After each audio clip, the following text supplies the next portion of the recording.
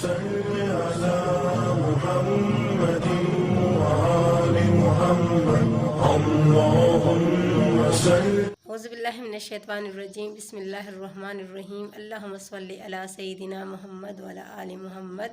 السلام علیکم ورحمۃ اللہ وبرکاتہ۔ میرا نام فاطمہ زہرا خان سرکانی ہے اور آج کی ویڈیو میں آپ لوگوں سے حضرت صالح علیہ السلام کا ایک معجزہ بیان کرتی ہوں۔ حضرت صالح علیہ السلام قوم سمود میں پیدا ہوئے، سن شعور کو پہنچے تو آپ کو نبوت عطا ہوئی۔ قوم سمود بت پرستی، ان کی اصلاح کے لیے انہی کے قبیلے سے حضرت صالح علیہ السلام کو پیغمبر بنا کر بھیجا گیا تاکہ وہ ان کو راہ راست پر لائیں اور ان کو اللہ تعالیٰ کی نعمتیں یاد دلائیں۔ آپ علیہ السلام نے اپنی قوم کو پیغام حق سنایا مگر ان پر کوئی اثر نہ ہوا۔ آپ علیہ السلام کی تبلیغ پر تھوڑے سے لوگ ایمان لائے۔ قوم کے بڑے سردار اور دولت مند باطل پرستی ہی میں مبتلا رہے۔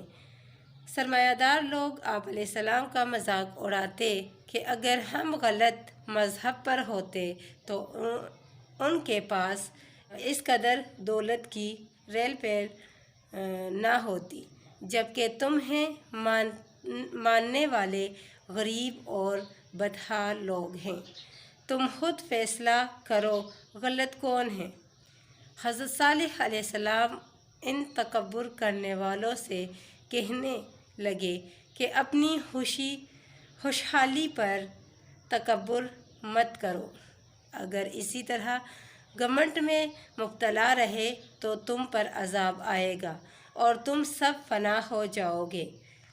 حضرت صالح علیہ السلام کی قوم نے جب ان سے کوئی معجزہ طلب کیا تو آپ علیہ السلام اپنی قوم کو لے کر ایک پہاڑی پر چلے گئے۔ پہاڑی پھٹ گئی اور اس میں سے ایک اونٹنی نمودار ہوئی اور اس کے بطن سے ایک بچہ پیدا ہوا۔ قرآن مجید میں اس واقعے کے بارے میں ارشاد ربانی ہے۔ حضرت صالح علیہ السلام نے اپنے قوم سے تنبیہ کی کہ دیکھو یہ نشانی تمہاری طلب پر بھیجی گئی ہیں، اللہ تعالیٰ کا یہ فیصلہ ہے کہ پانی کی باری مقرر ہو۔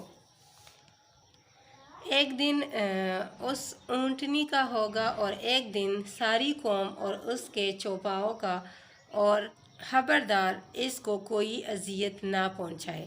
اگر اس کو اذیت پہنچائی تو تمہاری بھی خیر نہیں ہے۔ حضرت صالح علیہ السلام کی قوم نے کچھ عرصہ تو پانی کی باری کی پابندی کی مگر پھر ان کو یہ بات بہت بری محسوس ہونے لگی۔ انہوں نے آپس میں مشورہ کیا اور اونٹنی کو ختم کرنے کا فیصلہ کیا۔